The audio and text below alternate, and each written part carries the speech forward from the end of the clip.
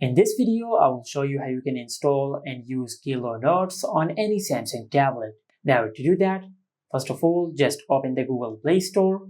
Then in the search bar, just search this. And from here, just install Kilonotes on your tablet. Then tap on Open. As you can see, we have successfully installed Kilonotes on our tablet. Now if you're wondering how you can use it, now to create a note, just tap on the plus icon over here and select Notebook.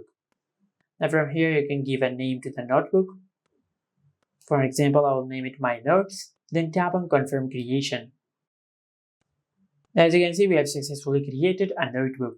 And after you do that, you will create a note. Now as you can see, this is your canvas. Now after you create your note, now to save it, just tap on the three dots over here and select Export. Now you can either save your notes as a PDF file, or you can save it as JPEG photos, or you can select a zip file. For an example, I will select PDF, then tap on Export File.